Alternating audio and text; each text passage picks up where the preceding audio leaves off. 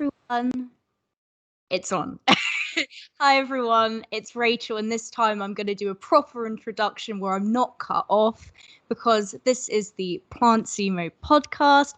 This is my 6th episode, and I'm here today with Wendy, the Nomadic vegan, author of a very popular and interesting blog where she travels all across the world trying incredible vegan options. I mean, how cool is that? Welcome, Wendy. Thanks for coming on. It's great to see you. Thanks so much for having me, Rachel. I'm looking forward to talking to you.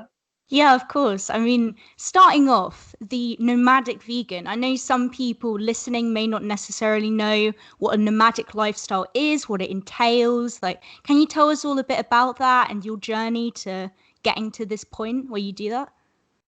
Sure.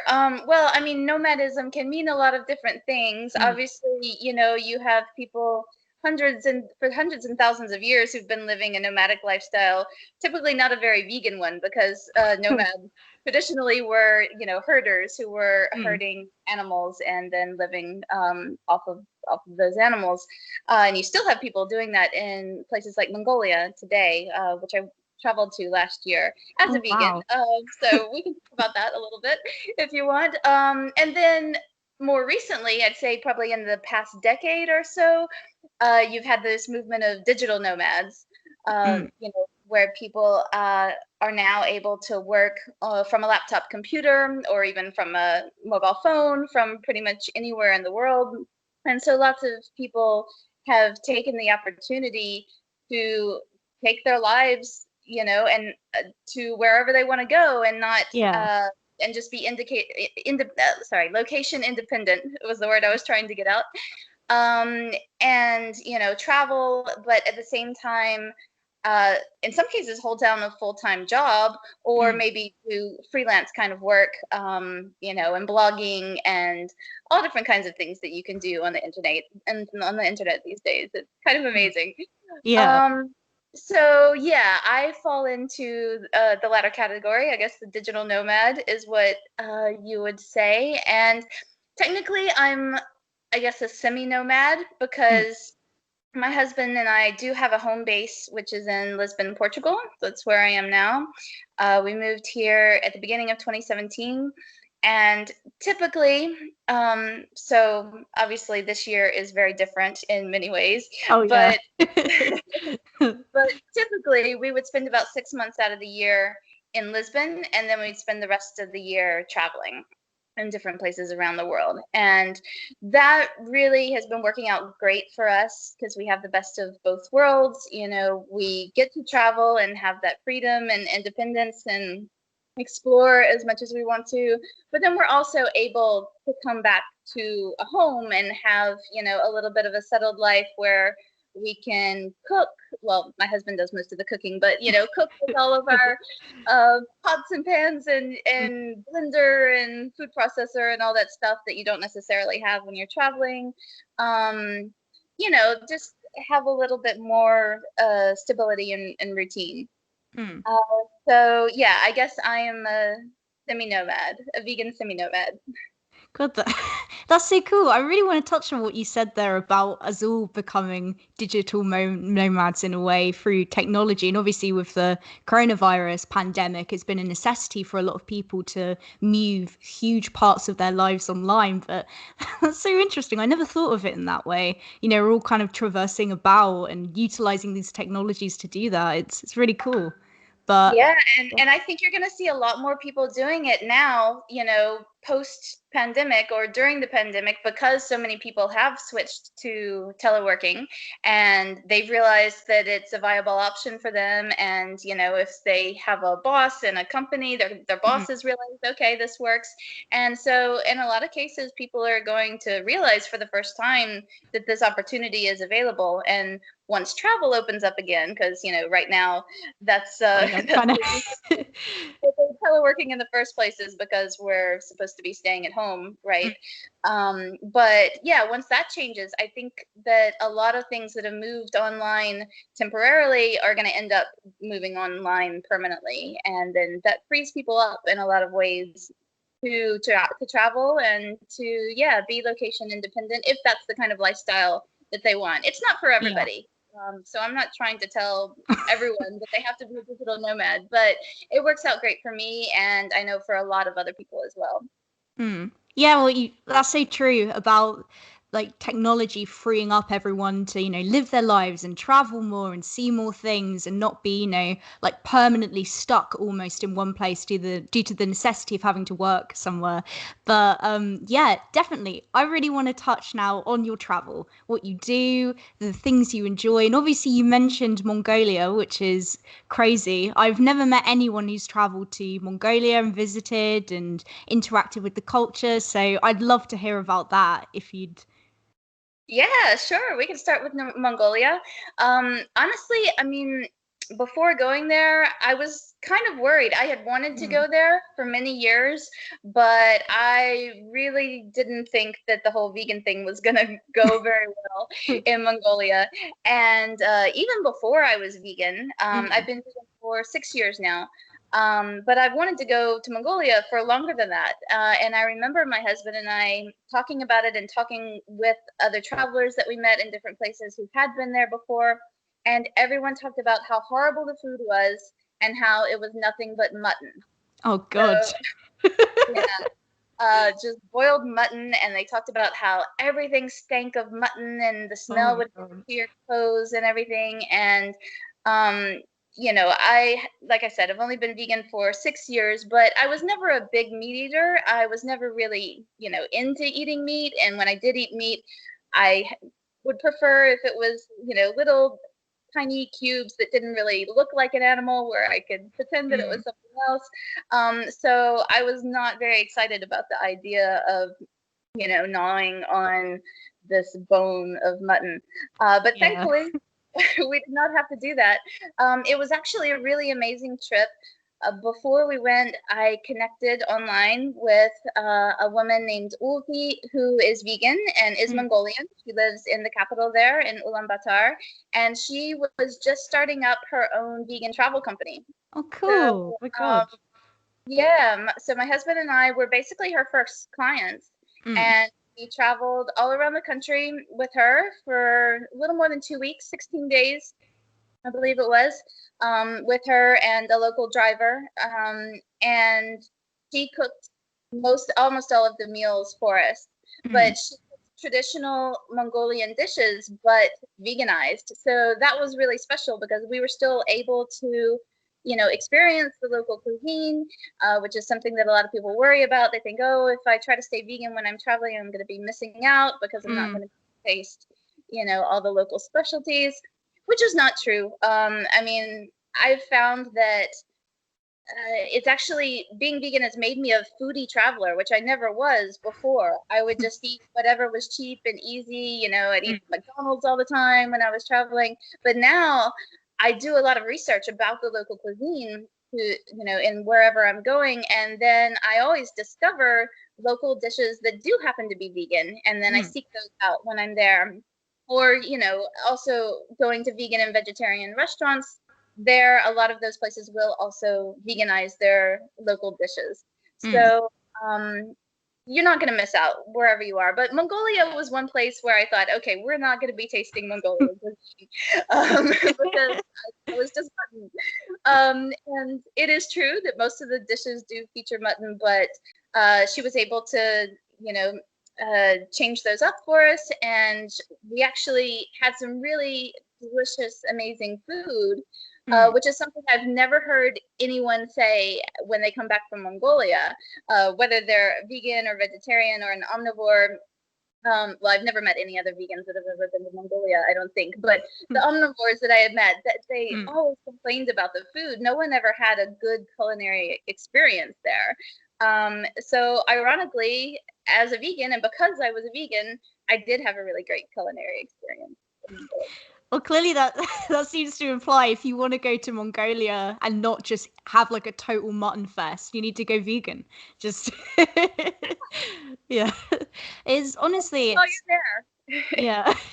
It's crazy just how people set you up to have certain expectations of a place, especially when it comes to something like living a plant-based lifestyle. Like, oh, there's going to be no options for you, you're not going to be able to find anything to eat, as if the culture there isn't already innovating, as if there aren't vegans who are already living there, who are creating outlets and festivals and veganizing, traditional dishes that you can try. And I don't know if you know the vegan voyagers. They're quite active on YouTube and Instagram.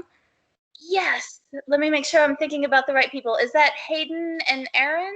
Yeah, they're so lovely. And I had them on actually, and we talked about their experience in Mexico and how many, just the sheer amount of vegan options that they found when they were going to different places, and how people set up this image of certain cultures and cuisines, like you with Mongolia and mutton, oh, there's only going to be mutton, but it's not true. There are vegans everywhere. Yeah, absolutely. And if someone is telling you, oh, you're never going to be able to eat vegan there, Mm. if they're not vegan themselves, you can just ignore everything that they're saying because, I mean, they're not looking for it. So, Mm. yeah, when they went, all they saw was mutton, but that was because they weren't vegan, and so they weren't looking for things that were vegan and trying to seek those out. So, yeah, if someone who doesn't lead the same kind of lifestyle that you do tries to give you advice about vegan travel, I would just ignore it. And honestly, I mean, it's so much easier than I thought that it was going to be. And Mm. that was 6 years ago when I first became vegan. And I was blown away by how many vegan options there were in the different places that I visited. And now, I mean, things have progressed so much. There are so many more Mm. products coming out on the market, and so many more vegan and vegetarian restaurants all around the world, and also mainstream restaurants that have realized that there's a market and a demand for vegan food, and so they're also adding vegan options onto their menus as well. So Mm. I mean, there's never been a better time to travel as a vegan. Yeah, exactly. That's so true. And what you were saying about, if you're not searching for it, you're not going to find it, right? I mean, the fact that you live a plant-based lifestyle, you've had to be innovative with food, you've had to experiment, and all of that has made you more appreciative of food as a whole. So I think there's a lesson there for people, no matter what kind of dietary lifestyle you lead, that you should like look for different options out there and broaden your horizons, especially when you travel, because like you say, there are so many more vegan options now today, especially with the advent of the internet, where there's so many resources online that you can find and you can try. And on that note, I'm actually curious where you've been in terms of countries. Where would you say had the most kind of vegan options for you to try? Oh gosh, all right, good question. I mean, when people ask me this question, I kind of think of it in two separate categories. On the one hand, you have the destinations that have a really strong vegan movement. And Mm. so, because of that, lots of options have been created, like in the past few years. And then on the other hand, you have places where it may be that locals have never heard the word vegan before, but the food that they already eat as part of their traditional diet happens to be a largely plant-based diet, or to have at least a lot of vegan options Mm. among the local dishes. So I've been to both kinds of places before, and I love exploring them equally. Actually, the very first place that I traveled to when I became vegan was Greece. Ooh. Um, and I was honestly blown away by how many vegan options there were, even though I never went to a single fully vegan restaurant in Mm. Greece. At the time in Athens, in the capital, there were only two vegetarian restaurants. Oh my Um, God. yeah. And so, I mean, and there are a lot more now, and a lot Mm. of vegan places too. So the boom in the past 5 or 6 years has been incredible. But Mm. even without that, you don't need all of the vegan restaurants, because you can go into any typical Greek tavern and you will find loads of plant-based dishes. And Mm. that's largely because of the religious influence of the Greek Orthodox Church. So they have a tradition of fasting, they call it fasting, but it doesn't mean that you're not eating anything at all. It just means that during these fasting periods, you don't eat certain foods, which are all animal foods, essentially. So, and people, when they're fasting, when Greek Orthodox believers are fasting, they're eating virtually a vegan diet with just a couple of exceptions. They do eat honey, and they do eat some sea creatures, like octopus or crab, but they won't eat fish, and they won't eat any land animals or any dairy or eggs. So just because of that tradition, and there are lots of fasting days. So you have a period of several weeks leading up to Easter, the period of Lent. So that's probably the most popular fast. And then you also have one leading up to Christmas. And then some people who are very religious will also fast every Wednesday and every Friday throughout the entire year. So there are something like 180 fasting days on the calendar in Greece. So naturally, you're going to have lots of dishes that are part of the cuisine that are suitable for people to eat during these fasting periods. And that's what I discovered when I was there. I didn't know anything about that before, but it was only because I was trying to do this as a vegan and didn't really know if it was possible. Like, this was actually a trial run for me because my husband and I had already booked a 3-week trip to Greece, and I had been moving closer and closer to veganism. I was vegetarian and doing like vegan before 6 p.m. and then only, eating maybe eggs or dairy in the evening. So I was trying to get there closer and closer, but travel was one of the biggest things that was holding me back, or my fear that being vegan was going to ruin travel was one of the things holding me back. And so I used that trip to Greece as kind of a trial run to see if it was possible to stay vegan for the whole time that I was there. And I honestly, practically every meal I was trying a different dish. Like, there were so many different dishes to try that were naturally vegan. But I wouldn't have known that if I hadn't have done some research beforehand. So that's the big difference, I think, between these kind of two categories of places that are vegan friendly because there are lots of vegans there, and places that are vegan friendly because that, for whatever reason, whether it's religious or geographical or whatever, they happen to have a very vegan friendly traditional cuisine. Because in those places, the vegan options are not going to be marked as vegan on the menu. Even if you ask, a server in a restaurant, what vegan options do you have? They might not know what you're talking about, and they might say, oh, we don't have anything vegan, which is probably not true. So you need to, it always pays to do a little bit of research about the local cuisine before you head off, and then know which dishes you can look for, and also which kind of hidden animal ingredients to watch out for as well, because those change from one country to another too. Oh, that's crazy. What you say though about research being so crucial, not even just when you're traveling, but if you're making a big lifestyle change like becoming vegan, it's so critical to actually know what you're doing, right?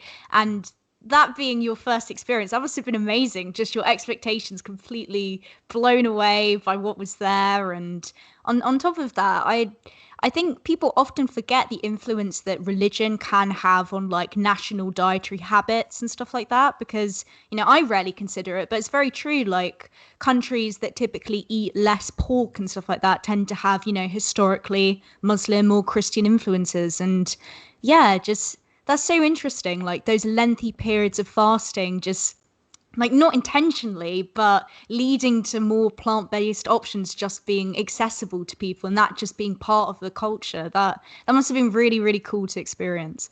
It was, yeah, it was really eye-opening, and I felt like I had a better understanding of the culture and of the country because I was seeing it through this new vegan lens, which was all very new to me. But yeah, the Orthodox fasting periods, that takes place not just in Greece, but in lots of other countries as well, particularly in Eastern Europe, in Russia to some extent, and also in Ethiopia. In Africa, Ethiopia also has an Orthodox church, and So they follow very similar fasting traditions there, and Ethiopian food is amazing. Have you ever had Ethiopian, Rachel? I have actually, yeah. I live in London and I Right. recently went to a Ethiopian restaurant in Shepherd's Bush and like I absolutely loved it. It was my first time trying any Ethiopian food. I tried like I'm trying to make sure I'm pronouncing this properly, but injera the first time. You know, like the spongy sort of bread and I Yeah. loved it and everyone there was like they were just so nice and friendly to us and yeah, it was great. Yeah, that is one of my favorite cuisines of all time. Mm. Unfortunately, we don't have any Ethiopian restaurants in Lisbon where I'm living now, and that's the one thing that I really miss. Mm. But in general, we can get most cuisines here and several other African cuisines as well, because there is a large African community from mostly from the former colonies of Portugal, so from Angola and Cabo Verde and Mozambique, places like that. People who have moved from those countries have Mm. opened restaurants. So, and some of those have some good vegan options as well. So, yeah, I love trying different cuisines from all over the world. Yeah, and it's insane that, you know, you can be in your own home country and there are people who have just, you know, brought over their own like cuisines and their tradition from places like Ethiopia and all across like the whole continent of Africa and stuff like that. And you get the opportunity to kind of, you know, enjoy and share in that cultural experience. I think that's so cool. And yeah, the whole like innovating kind of traditional national recipes and veganizing them, I think is such a cool thing, not just when it comes to travel, but also there's so many more options these days of popular mainstream dishes like here in the UK in the West that have been veganized. And I think that is such a great way for people, if they want to go vegan, to experiment with that because it's almost like it's close to home in a way, like it's comfortable without being too out there and then you can move on to other things. And actually speaking about that, I wanted to touch on you and your own sort of personal journey to living a plant-based lifestyle because obviously you mentioned a little bit that you were vegetarian before, but like what were the main sort of motivations to go vegan, to live plant-based for you? Yeah, so it started in I'd say May of 2014, and then it Mm. was a process of a few months until September was when I had that trip in Greece. And the day that my plane touched down in Athens, which was September 10th, that's the Mm. day that I now celebrate as my vegan anniversary, Oh because my I never god. because that was the last thing holding me back was, Mm. am I going to be able to travel still if I make this big jump to being vegan? And once I realized that I could, and I was like, okay, well, I'm vegan now then. Um, but yeah, initially it was an interest in health and Mm. nutrition.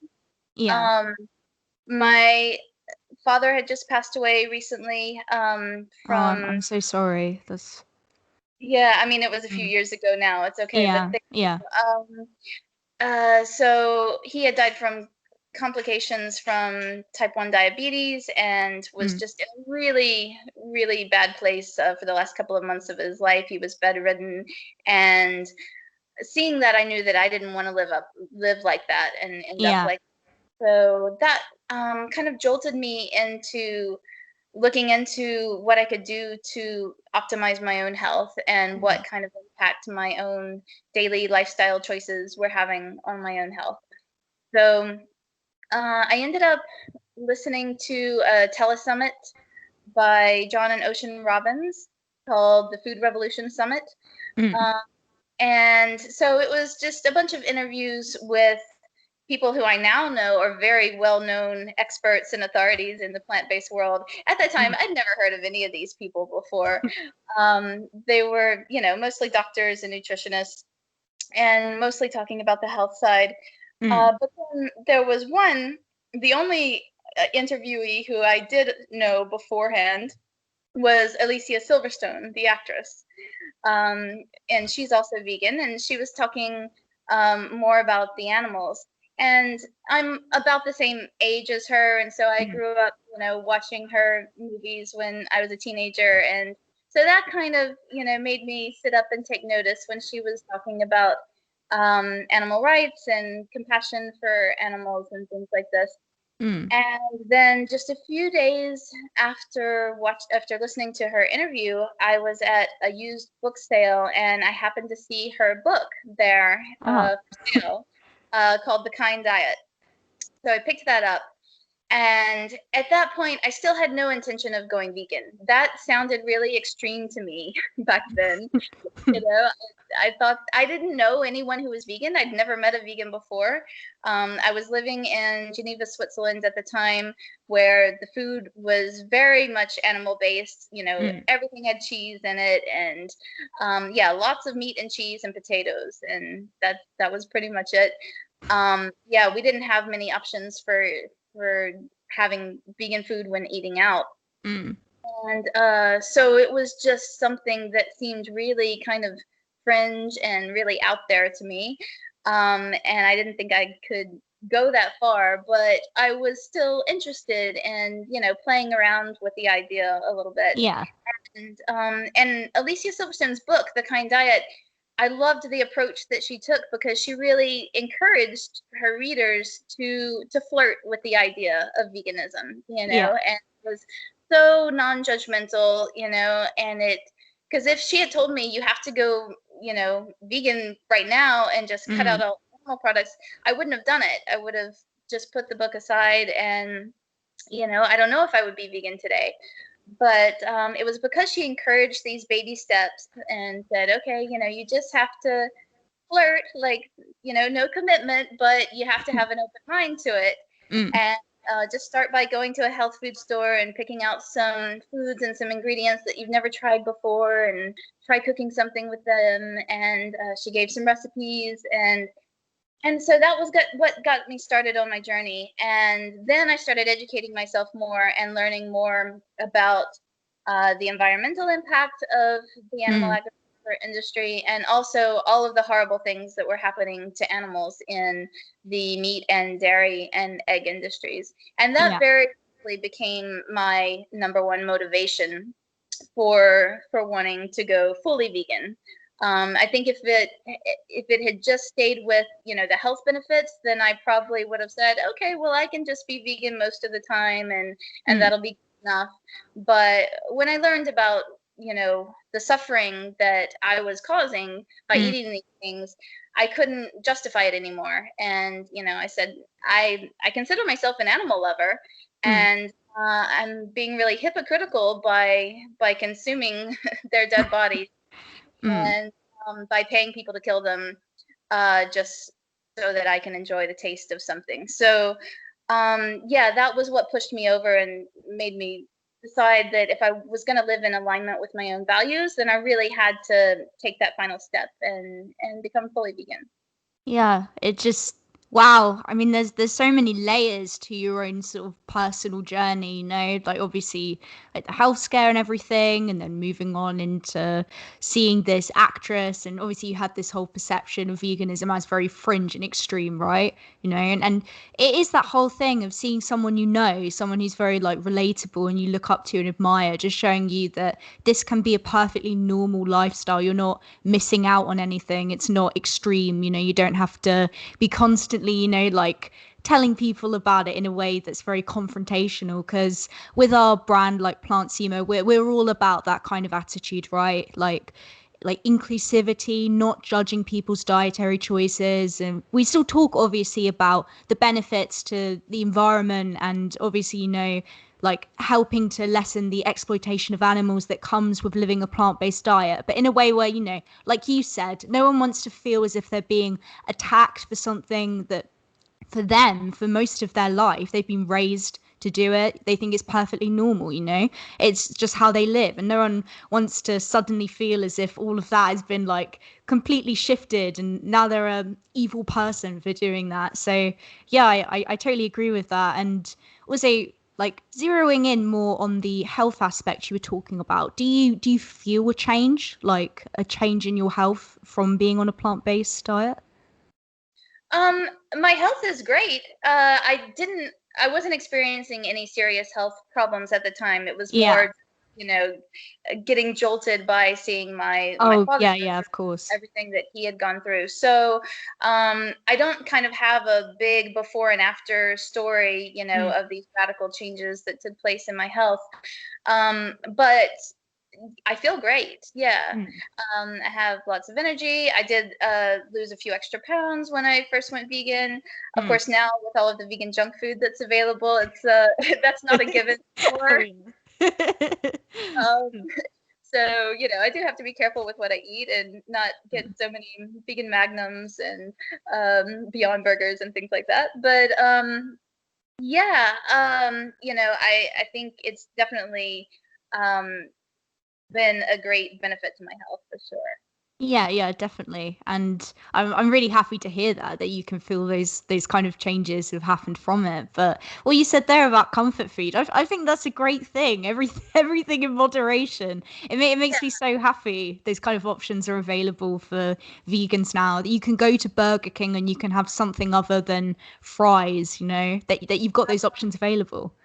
Yeah, absolutely. And I do go to Burger King now every now and then, which I hadn't been to in many years.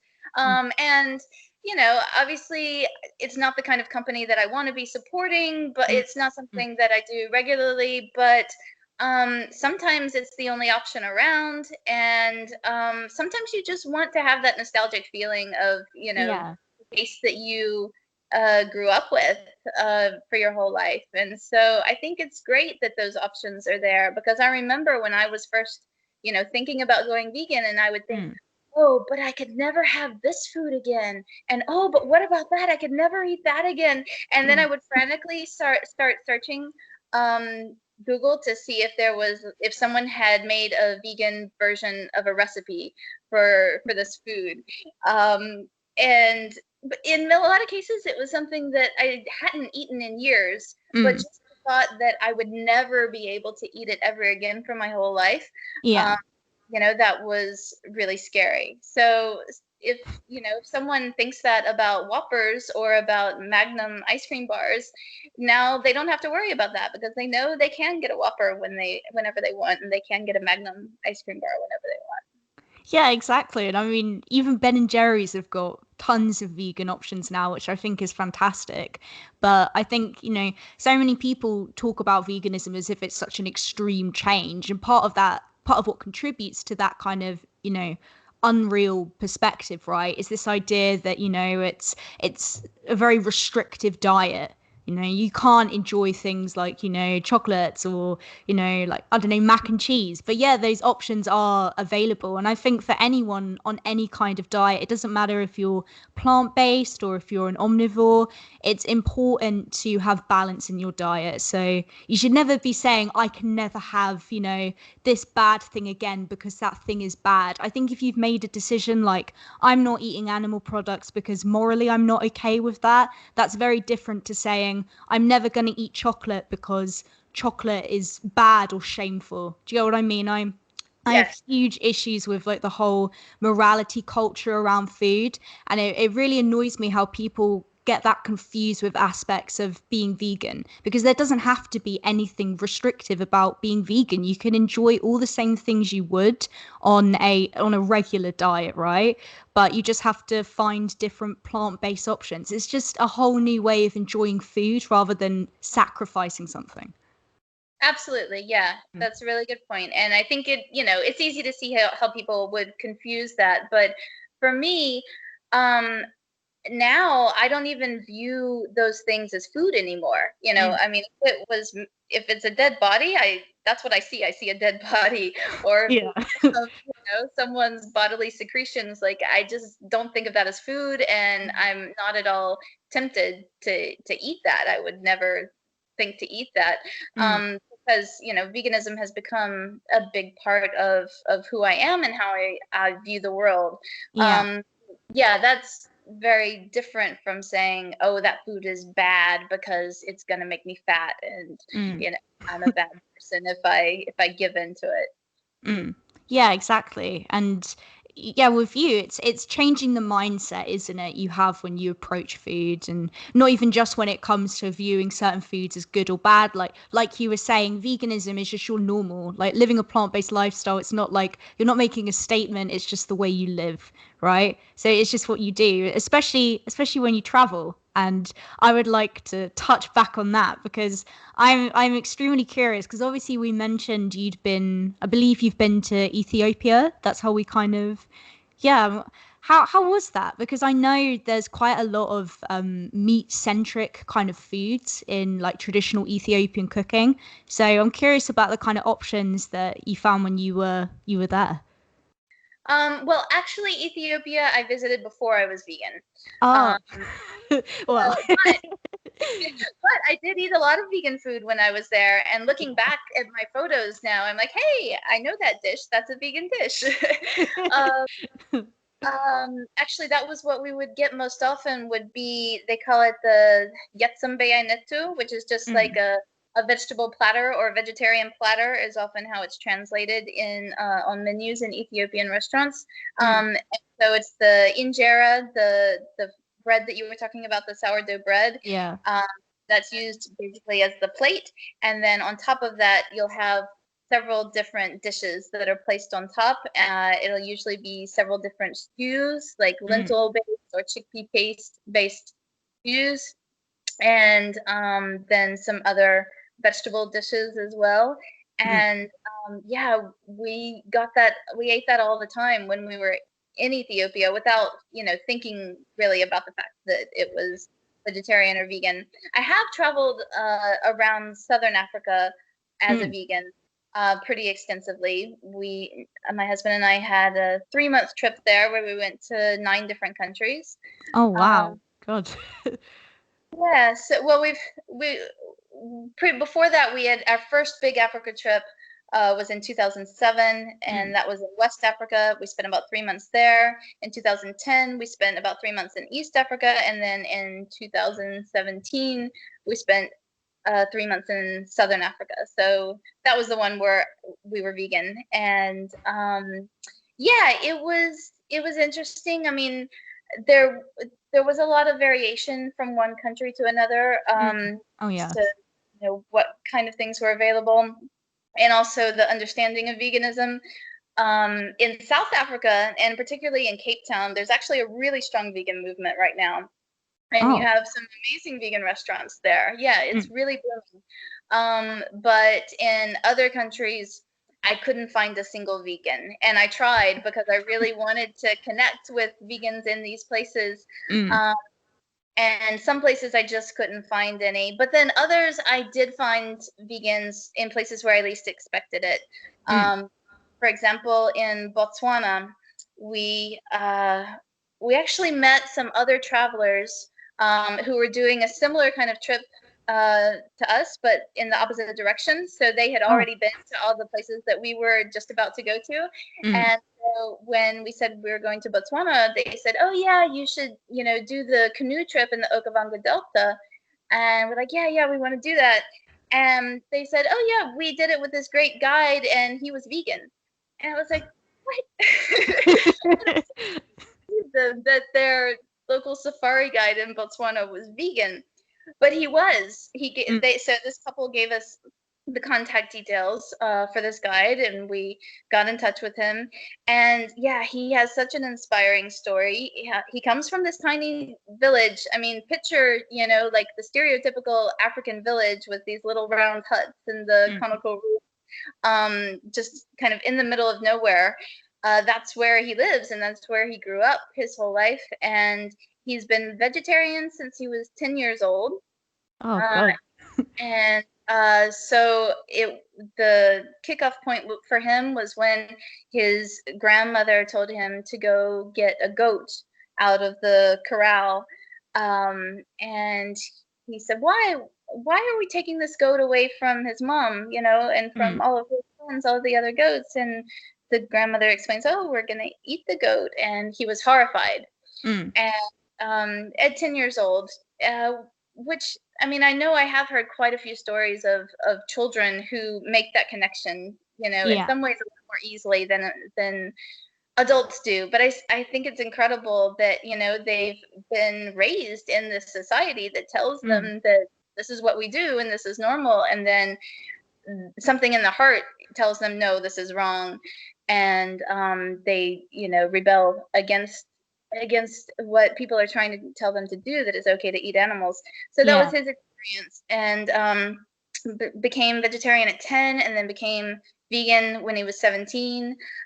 He went away to South Africa to university to study nutrition because everyone kept telling him that, he was going to die of a protein deficiency, and he wanted to be able to prove them wrong with science. So he went and got a nutrition degree so that he could tell them, no, look, actually, I'm going to be just fine. And he never actually worked in nutrition. I don't think he was particularly interested in, having a career in that field. He just wanted to be able to show people that just to prove them wrong. Yeah. And so now he works as a guide in the Okavango Delta, which is an incredible area where you go on these dugout canoes through these tiny water channels, and there are animals all around. So we had elephants like walk right in front of our canoe. Oh my God. Really awe-inspiring and a little bit scary because, they were very close and they could have easily tipped over the canoe, or, but our guide, he had a real connection with the animals, and he also took us on a walking safari on one of the little islands in the middle of the Delta. And we had been on a walking safari before in South Africa where the guides carried guns, in case something does go wrong, then they're prepared to kill the animals in order to protect the tourist. I mean, that's what it comes down to. This guy wasn't carrying a gun. And so I asked him about that. He said, no, I never carry a gun. The animals know. They know that I love them and I respect them and I'm not here to hurt them. And so they respect me too. And I've never had problems. And I really did feel a difference. I don't know if it was just because of him individually, that the animals were reacting to him, or also at that time, Botswana had completely banned hunting. All hunting was banned in South Africa, whereas it was not in Botswana, hunting was banned, and in South Africa, where we had done our previous walking safari, it was not banned. So on the previous safari, we had noticed that the animals were very skittish, and as soon as they could smell a human, they would run away. So we weren't really able to get close to them at all. But in Botswana, with this vegan guide, we were able to get a lot closer to the animals, and they really weren't afraid of us in the same way that they were on the previous safari in South Africa. So I thought that was really fascinating. God, it's just, I mean, that's the thing with travel. You meet so many incredible people, and I mean, just wow, what a compassionate guy, having that realization at such a young age. And I mean, people act as if animals don't have like consciousness, as if they can't sense their surroundings, as if they don't get a sense of you as an individual and as a person, right? It's like how dogs, a lot of the time, have you ever had that where like, a dog can almost sense that someone is dangerous who's around you? Yeah, exactly. Like clearly they could just tell, like you said, he's a very gentle person and wasn't there to hurt them or anything like that. But I'm happy to hear that hunting has been banned there. Good stuff. Yeah. Unfortunately, I think that law has changed with the new government that's come in. So they are actually hunting elephants there right now, which, is very upsetting. There's a lot of hunting that goes on and also, trophy hunting, like people from Western countries go over. Travel over, Yeah, and there's a lot of debate around the subject saying, oh, but we get a lot of money from the trophy hunters, they pay a lot of money for the privilege of being able to do this, and so that funds conservation efforts. But yeah, I don't really think that's the right way to fund conservation. I think you can also get a lot of money from the tourists who just want to come and take photos and admire. Exactly. And then the animals get to stay there, and many, many, many more tourists can come and continue to see those same animals, as opposed to having just one trophy hunter come over to kill the animal. So yeah, it's a tough situation, and I personally hope that we will see the hunting banned in lots more countries. Yeah, I can't imagine the whole logic of like, yes, we should have people literally come over to kill animals so we can fund the conservation of other animals. It's just insane to me. Like, there's such a gap there. But I mean, I know here in the UK we have an issue with politicians who are trying to overturn the ban on, like, fox hunting here, and are trying to make it legal for, people to go out and shoot pigeons and stuff. I mean, I don't know if it's exactly that, but I know that there's huge debate in this country, especially among the sort of more like upper class people, Eton educated and stuff like that, about things like hunting. But I don't understand the kind of mentality you have to have as an individual to find doing something like that entertaining or enjoyable, Yeah, I actually find that really disturbing, that someone could get pleasure out of killing someone else. I think that's a huge red flag. So I don't think that's behavior that should be encouraged in society. And I try to have compassion for hunters, but also I really don't understand it, and I think that our society would be better without it. Yeah, I mean, you can tell how compassionate you are as an individual, having compassion for people like that as well, and just everything you do, and you travel and blog about it, and you're sending all that information to so many people worldwide who read your blog and your website and everything, and just are so informed about the fact that these options are out there and you can try them. And of course, on top of that, I mentioned it before we started the podcast, but I'm going to bring it up now. I know that you and your husband also have your own podcast, which is called English in 10 Minutes. And I haven't listened to any episodes yet, so I'm very curious what this is about. Okay, yeah. So it's not really related to the Nomadic Vegan and the work that I do there, although sometimes there is some overlap. My husband is a teacher of English as a second language, or at least has a background in that. He has done that in the past. And so, yeah, he started the podcast, and I'm most of the episodes is he and I talking together. Sometimes it'll be him talking to someone else, but usually it's the two of us. And it's the intended audience is for people who are learning English as a second language and want to have some practice for listening comprehension, but actually anyone can enjoy it if you enjoy listening to the topics that we're talking about, because we just talk in our normal voices at a normal pace. We're not slowing it down or dumbing it down for the listeners, because the point is to give them real, authentic language. So that they can practice understanding that, as opposed to understanding the stilted, very formal kind of textbook English that you get a lot of times in classrooms. So yeah, that's the premise, and each episode is about 10 minutes long, and a lot of times we end up talking about our travels, because it's just kind of a natural subject, for that we like to talk about. So I believe we do have an episode about the Okavango Delta in Botswana, for example. Yeah, we've got more than 100 episodes. We're actually not recording new episodes right now. That project has kind of been put on hold, and it's a little bit early to talk about this, but we are working on a second podcast project. So yeah, that's still in the works. Yeah, I'll definitely have to check it out, especially that specific, episode on everything we were just talking about a couple of minutes ago.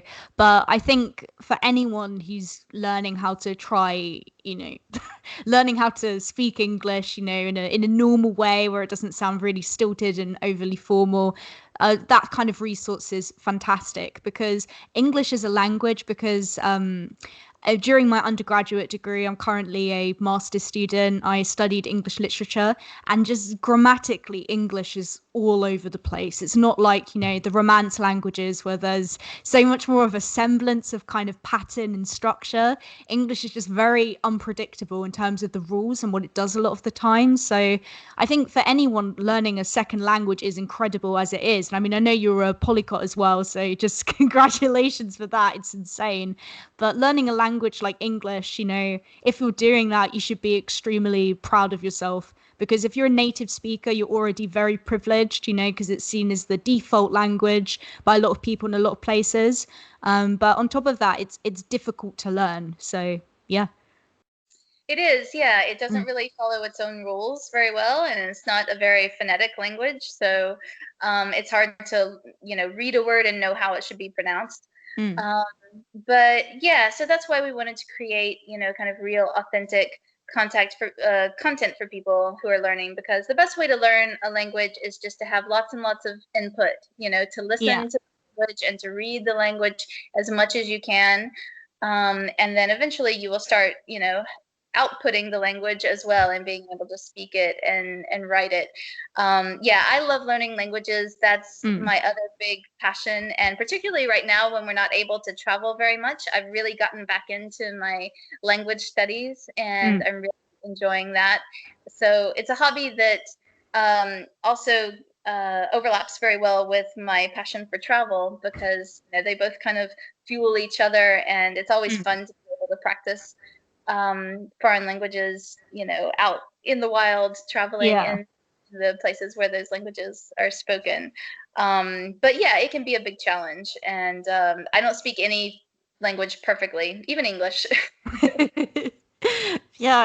I can imagine it's challenging, but I definitely empathize with that whole sort of, it's amazing getting the experience of actually going somewhere and speaking the language, because, when you are reading something like a textbook, things can so easily be taken out of context, or there are overly formal ways of speaking that people don't use anymore. It's not normal to talk in that way. Because when I traveled to Indonesia, I tried my best to learn, not like I was never an advanced speaker, but I began to get a basics of the language and stuff like that. And there's nothing nicer than, going somewhere and, genuinely feeling like, I can interact with people. And there are so many people, unfortunately, who travel abroad and they have this attitude of, people will adapt to me. Do you get what I mean? And they make no effort to speak the language or anything like that. And I don't vibe with that kind of perspective. I think even if it's just hello, goodbye, and thanks, you should learn something, right? Yeah, I agree. And we, native English speakers are particularly guilty of that. Oh, yeah.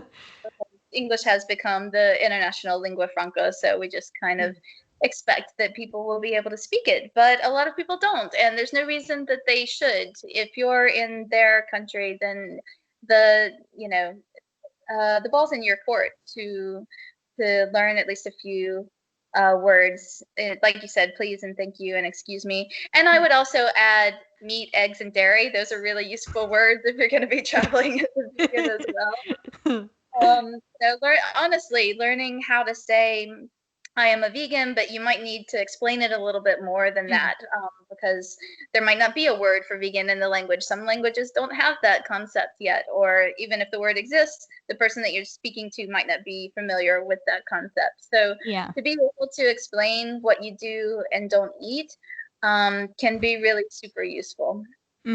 Well, you heard it from the lady herself, the nomadic vegan. Learn how to say, meat, eggs, dairy, and also how to explain what a vegan is. Wendy, thank you so much for coming on. I've really, really enjoyed this. This is one of the most fascinating and in-depth conversations I think I've had on this podcast so far. So all I can say is thank you. Just thank you so much. Well, thank you for inviting me on. I really enjoyed talking to you, and it's been a lot of fun for me too. Yeah, amazing. Well, guys, I hope you enjoyed it. I certainly did. I hope Wendy did as well. So check out her podcast, check out what she does on her website. There are going to be links below to all of the kind of stuff that she does. I'm sure you're going to want to check it out. I'm Rachel. This is another episode of the Plant Sumo Podcast, and thank you so much for listening. Bye, guys. Bye. If I can get to the... Bye, guys. Bye.